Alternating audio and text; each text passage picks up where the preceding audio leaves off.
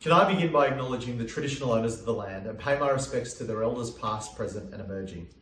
Thank you so much for the invitation to join your conference and my sincere apologies that I cannot be with you in person. As global leaders began gathering in Glasgow for international climate talks, the race is on to save our planet and our way of life. The United Nations International Panel on Climate Change has made it clear that reducing our emissions to net zero by 2050 is a non-negotiable. And I hope that the commitments given by countries as part of the COP26 reflect the seriousness of that threat. It was brought to tragic life here just 2 years ago when the worst bushfires in living memory followed one of the worst droughts on record. These extreme climate events have been forecast for decades, and I'm a firm believer in listening to the science, both for what it predicts, but also for what we need to do to take action on climate change. But as a conservative, I'm also a believer in the power of markets. And as everyone in this conference knows, capital has made its call when it comes to a decarbonised planet. The cost of low emissions technology is coming down, and the appetite of investors to direct capital towards it is surging.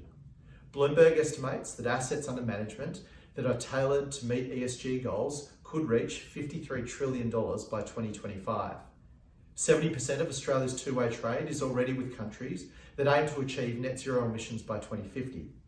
More than 1,500 companies with a collective revenue of $12.5 trillion have now set or pledged to commit to net zero targets. These trends are now embedded, and we have forever shifted the dynamics of climate policy. The environmental goals were always irresistible. What is now also undeniable is the economic case. To be frank, capital markets and the private sector have often outpaced governments in shifting the dial when it comes to climate change, but not here in New South Wales. We understand the tectonic shift underway and want to harvest the interest of investors and give them the policy comfort that they need. We want to be a renewable energy superpower and an economic powerhouse for the decades ahead. Our goals are ambitious. Less than 2 months ago, we increased our interim target from a 35% cut to emissions against the 2005 baseline by 2030. We're now targeting a 50% cut, and we're firmly committed to net zero by 2050. Importantly, we have the policy, regulatory and financial settings needed to get there, and they are already working.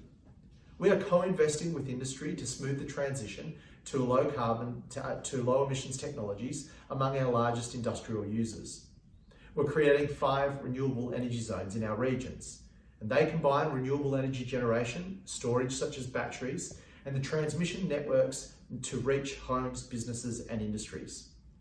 Registrations of interest recently closed for the New England Renewable Energy Zone. We were swamped with 80 applications totaling 34 gigawatts from potential renewable energy projects. That's more than 4 times the 8 gigawatts that we conceived, and this would be required to build the zone. Less than 3 weeks ago, I stood alongside our new Premier Dominic Perrottet to unveil the New South Wales hydrogen strategy.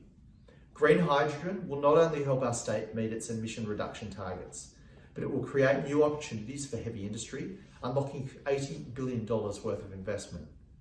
And we've just opened expressions of interest for businesses to participate in the Hydrogen Hub initiatives in the Illawarra and Hunter. So we have a plan to decarbonise energy markets. But we've also got to decarbonise transport if we're going to meet our goal of net zero emissions by 2050.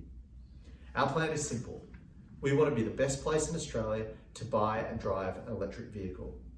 From September this year, we'll waive stamp duty on the purchase of eligible electric vehicles under $78,000. And $3,000 rebates will be up for grabs for the first 25,000 purchases of battery and hydrogen fuel cell electric vehicles under $68,750. These incentives will make electric vehicles more accessible and affordable.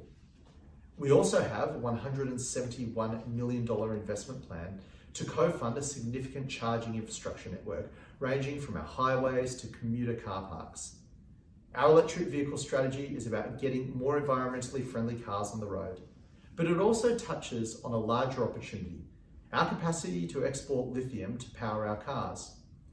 Australia has long thrived from its position as an exporter of resources. That won't change. We are a nation blessed with the minerals needed to rebuild the global economy. As well as lithium, We can export the iron ore to build the wind farms and the copper and the other precious metals needed to support a low carbon economy. We stand on Asia's doorstep, the fastest growing populations and economies on the planet. We have the clean energy that they need to continue to improve the quality of their citizens' lives. This represents the economic opportunity of a lifetime. We will not let it go to waste. For those already investing in New South Wales's renewable energy transformation, I want to say a huge thank you. And for those yet to, we hope to entice you here. And I look forward to continuing to partner with you as we grasp the jobs and investments available in a clean, green future economy.